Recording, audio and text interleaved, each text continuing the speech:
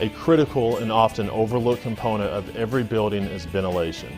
Many roofing professionals estimate that 90% of the homes in North America are improperly ventilated. This is one problem area that can be corrected when a new roof is installed.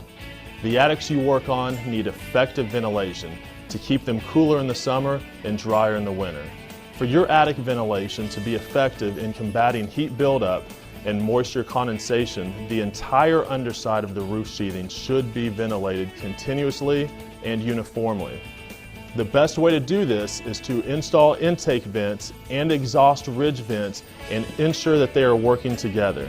Now, let's take a look to see how this is done.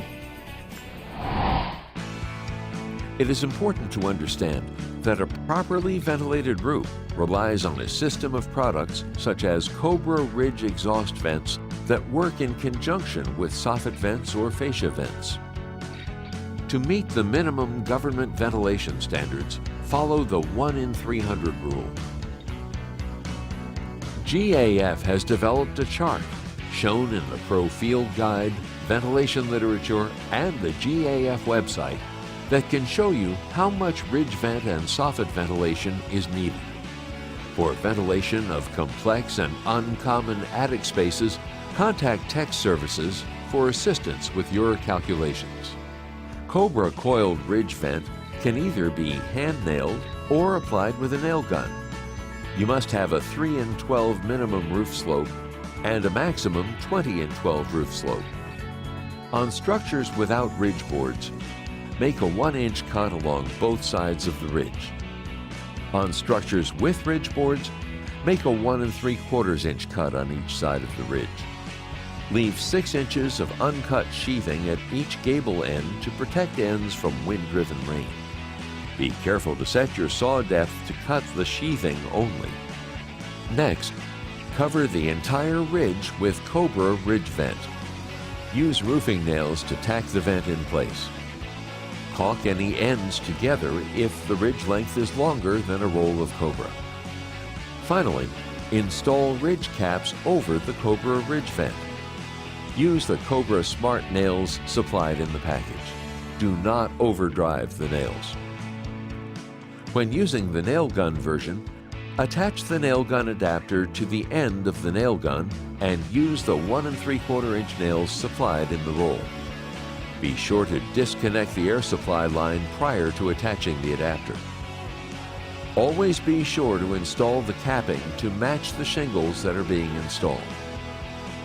You install Cobra Rigid Vent 2, Cobra Rigid Vent 3, Snow Country, and Snow Country Advanced Ridge Vents in a similar manner. To understand the installation of these Cobra Rigid Vents, let's first take a look at some of the unique features of these ridge vents. First, there is the self-closing end. This unique design allows for very easily finished ends. There is no need for the caulking, end caps, rivets, etc. that some ridge vents need. Simply bend to conform to the roof and install. Second are the male-female tabs on the ends. All you have to do is align these tabs and butt the ridge vents together as you go across the ridge. Finally, there are the nail guide lines. When capping the ridge vent, use these lines to properly place your nails, and then cap the ridge vent with appropriate capping. Make sure to trim the second to last ridge vent section to assure the self-closing end is installed properly at the end of the ridge. While we are on the topic of ridge vents, let's take a moment to discuss ridge caps.